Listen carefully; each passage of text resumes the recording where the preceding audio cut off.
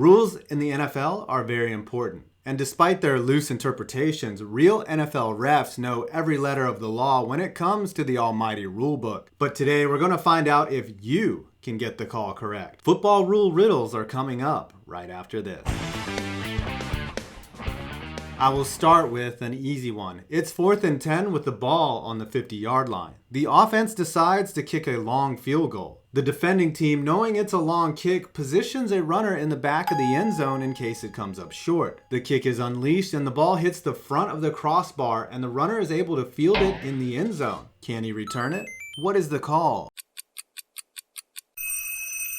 Nope, the ball is declared deader than one of LeBron's teammates. Since the goalposts are technically out of bounds, once the hand egg hits the crossbar, unless it goes through the big H for a field goal, the play is over. Here is the rule. Article 3. A live ball becomes dead and an official shall sound his whistle or declare it dead, A, when it goes out of bounds other than a kick that scores a field goal after touching the uprights or crossbar, when a ball carrier is out of bounds, or when a ball carrier is so held that his forward progress is stopped. When in question, the ball is dead. Scenario 2. On a kickoff, the kicking team unleashes a weak directional kick.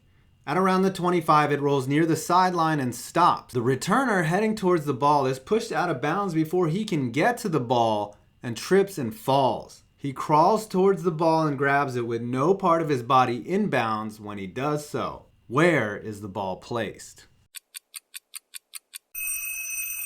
A penalty is called and it gets placed at the 40. Though the NFL rules do not permit a player to go out of bounds and come back onto the field and touch the ball, they do not have any restrictions if that player stays out of bounds. This scenario has actually happened a few times, and in each case the receiving team got to advance the ball off a bad kick much farther than they would have been able to return it. Come on, kickers, just do what the NFL wants you to do. Kick it over the back of the end zone and avoid all contact, because kickoffs are evil and made by the devil. The devil, I tell you. Scenario 3. 3rd and 5. The QB lines up for a snap under center. During his audibles, the center accidentally snaps the ball directly through his legs and a wide receiver runs over and picks it up. He is tackled by a defender immediately and fumbles the ball. I'm going to give you 3 options to choose from here. A. The ball is live after the fumble. Either the defense or the offense can pick it up. B. The ball is dead and the snapping team receives a 5-yard penalty. C. Ed Hockley takes an hour to explain the ending of Inception and we still don't get it.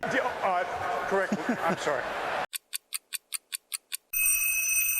The answer is actually B. According to a very odd NFL rule, if a QB is under center, he must be the one to handle the snap. If the snap goes directly through his legs, he is free to go back and get it. However, if another player touches it, it's a penalty, much like a false start. Here is the rule. Article 4, legal snap. A snap is a backwards pass. The snap must be received by a player who is not on the line at the snap unless the ball first strikes the ground. If the ball first strikes the ground or is muffed by an ineligible backfield receiver or quarterback under center, it can be recovered and advanced by any player. Penalty. For snapping the ball to an ineligible snap receiver, loss of 5 yards from the line of scrimmage, the whistle shall be blown immediately. In this case, the snap was not actually muffed by the QB, and since they were not in shotgun, the QB has to be the first one to touch it. It's a very weird rule, but it happened in 2007 to Brian Griese, and yes, Ed Hockley was the ref who whistled it dead and had to explain it to the dumbfounded crowd. 12 seconds taken off the clock,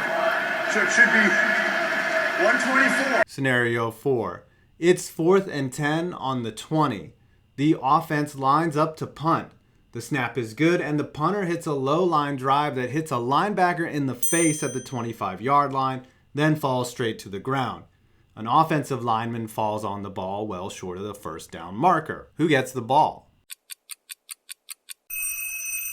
Well, according to the rules, the kicking team retains possession with a brand new set of downs. See, once the ball is punted and crosses the line of scrimmage, it becomes a live ball. And once it touches a defender, after it has crossed that line, it becomes a new possession.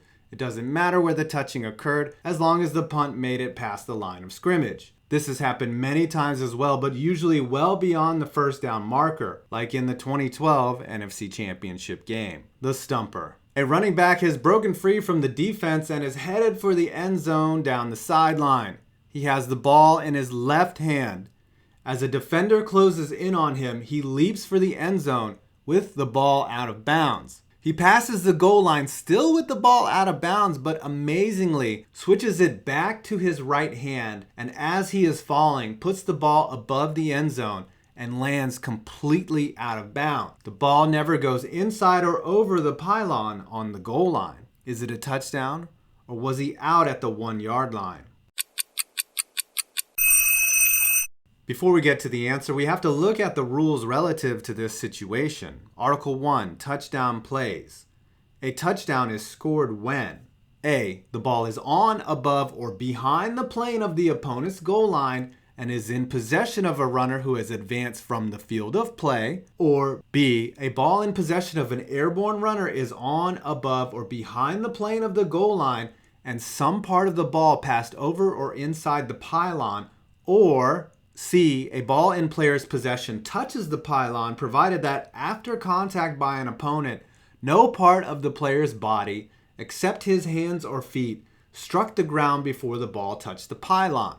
Alrighty, let's look at section B. The ball must be in possession of an airborne runner on, above, or behind the goal line, and some part of the ball has passed over or inside of the pylon. Now this is where things get really complicated and the rules don't really help us. If you read this, it looks like they are saying the ball has to come through an imaginary vertical gate that is at the goal line. When you see runners diving for the pylon, almost always the runner is going for the pylon on the goal line. Under that interpretation, this is not a TD. This seems to be reinforced by this subsequent clarification of the rule. AR 11.2 says, part of the ball crossing over or inside the pylon only applies to an airborne runner who lands out of bounds. The goal line used to extend to infinity. However, that rule was changed 2 years ago and replaced with that clarification, which seemingly implies you have to get the ball inside the forward pylon or it's not a TD. But if you said it's not a TD,